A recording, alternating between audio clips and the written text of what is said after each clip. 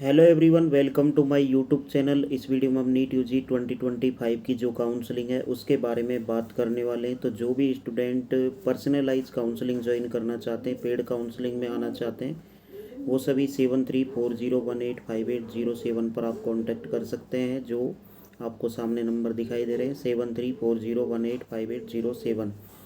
अब UP state की जो काउंसलिंग है उसके बारे में बात कर लेते हैं। जो इलाहाबाद हाई कोर्ट है उसकी तरफ से जो डिसीजन दिया गया है, जैसे कि 4 मेडिकल कॉलेज अम्बेडकर नगर, कन्नौज, जालौन और सहारनपुर मेडिकल कॉलेज, जिसके अंदर 85% की जो सीटें फिल की जाती हैं, उनमें 4 मेडिकल कॉलेजों में यानी कि टोटल 400 मेडिकल सीट्स हैं। उनमें से 400 एमबीबीएस सीट्स में से 340 सीट्स को लेकर ये मैटर है। इलाहाबाद हाई कोर्ट ने डिसीजन इस पर दे दिया है। अब क्या कुछ आगे होने वाला है, इस पर बात करने वाले हैं। जैसे कि सीट्स की यदि बात करें तो 248 टू 48 सीट्स जो है इसमें एससी कैटेगरी के लिए रिजर्व कर रखी थी इन कॉलेजों में, और 20 सीटें जो है एसटी की कर रखी थी। अनरिजर्व में जो है 28 सीटें आपकी अनरिजर्व कर रखी थी। तो इस तरीके से जो है रिजर्व कर रखी थी। तो इस तरीके से जो है कहीं ना कहीं सीटों का बंटवारा इन्होंने कर रखा था, जो कि एक अलग काउंसलिंग प्रोसेस यहाँ पर चल रही थी, जैसा कि आपको दिखाना चाहेंगे। जैसे कि देखिए, जो रिजर्वेशन यूपी के अंदर लागू हो रहा है उसके बारे में बात कर लेते हैं। यहाँ पर देखिए वर्टिकल आपको एक रिजर्वेशन दिखाई दे रहा होगा, जिसमें अनुसूचित जाति के अभ्यर्थियों को 21%, अनुसूचित जनजाति के 2%, अन्य पिछड़े वर्ग जो है 27%। तो ये 27% इन कॉलेजों में नहीं दिया जा रहा था। उसके बाद में आर्थिक रूप से जो कमज़ोर वर्ग के अभ्यर्थी हैं उनको 10%, इस तरीके से रिजर्वेशन और कॉलेजों में जितने भी मेडिकल कॉलेज हो उनमें देखने को मिल रहा था। जबकि यहाँ पर आप देखिए 4 मेडिकल कॉलेज हैं, जैसे कि आप इनको देखेंगे अम्बेडकर नगर, कन्नौज, जालौन और सहारनपुर का अलग से रिजर्वेशन इन्होंने डिसाइड कर रखा था। इसमें जो अनुसूचित जाति है यानी कि एससी के जो कैंडिडेट हैं उनको यहाँ पर आप 62% सीटें दी जा रही थी, 62 सीटें दी जा रही थी। उसके बाद में अनुसूचित जनजाति को जो सीटें 5 सीटें दी जा रही थी एसटी को, और अन्य पिछड़ा वर्ग को मात्र 11 सीटें, और अनारक्षित जो कैटेगरी है उसको सिर्फ 7 सीटें दी जा रही थी। 85% सीट को की बात करें तो इस तरीके से सीटें दी जा रही थी। तो इस मैटर को यहाँ पर चेंज कर दिया गया है इलाहाबाद हाई कोर्ट के द्वारा, और इस मैटर को अब दोबारा से लागू कर दिया गया है। यानी कि 21% आपके अनुसूचित जनजाति में, अनुसूचित जनजाति के जो विद्यार्थी हैं उनमें 2%, अन्य पिछड़ा वर्ग में 27% और आर्थिक रूप से कमजोर में 10% आरक्षण अब देने की बात इलाहाबाद हाई कोर्ट ने दोबारा से कही है। तब किसको क्या नुकसान होने वाला है, क्या लाभ होने वाला है, उसके बारे में बात करने वाले हैं। अब जो रिजल्ट है वो आपका डिक्लेयर हो चुका है, और सुप्रीम कोर्ट ने भी अपना जो लेटेस्ट जो अधिनियम बना रखा है उसमें क्लियर कर रखा है कि 50% से ज़्यादा सीटें किसी भी कैटेगरी में रिजर्व नहीं की जाएंगी, 50% से ज़्यादा किसी भी कैटेगरी में नहीं दी जाएंगी सीटें। इस तरीके से रूल रेगुलेशन है, बट ये कहीं ना कहीं फॉलो नहीं हो रहा था। तो अब इलाहाबाद हाई कोर्ट ने इस पर फाइनल जजमेंट दिया है।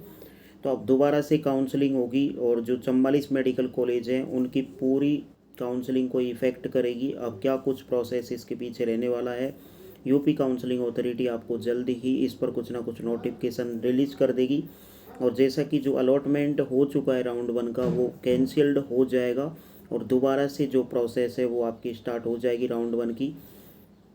बहुत सारे स्टूडेंट्स के माइंड में डाउट है क्या दोबारा से चॉइस फिलिंग होगी, तो मे भी हो सकती है। चॉइस फिलिंग का ऑप्शन आपको दोबारा से ओपन किया जा सकता है, बट जहाँ तक उम्मीद है कि अलॉटमेंट का ही प्रोसेस होगा, और अलॉटमेंट दोबारा से ओपन आप सभी के लिए किया जाएगा। इस तरीके से एक पॉसिबिलिटीज़ दिखाई दे रही है, ठीक है। तो बाकी जब भी रिजल्ट आएगा आप सभी को बता दिया जाएगा। फिलहाल जो है रिजल्ट से पहले जो है नोटिफिकेशन यूपी काउंसलिंग अथॉरिटी की तरफ से आएगा, और आप सभी को बताया जाएगा कि आगे किस तरीके से क्या प्रोसेस रहने वाला है। अब जो जिन स्टूडेंट्स को प्राइवेट मेडिकल कॉलेज मिल चुका है, क्या उन पर भी कुछ इस चीज़ का इफ़ेक्ट पड़ेगा?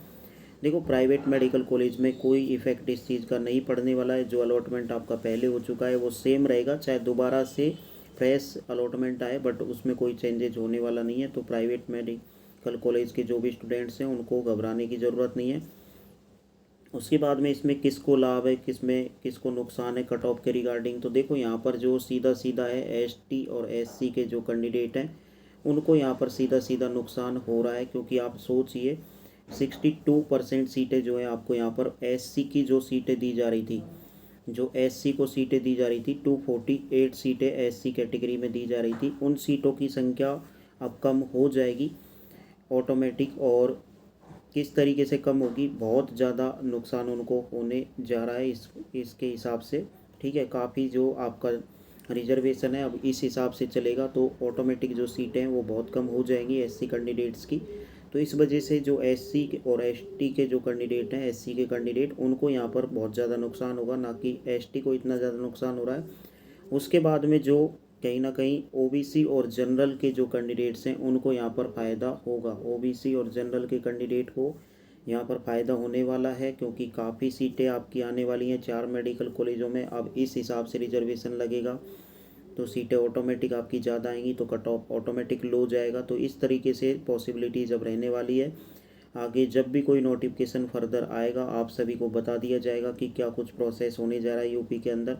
बाकी फ़िलहाल अभी इतना ही इस वीडियो में इन्फॉर्मेशन आप सभी को शेयर करनी थी।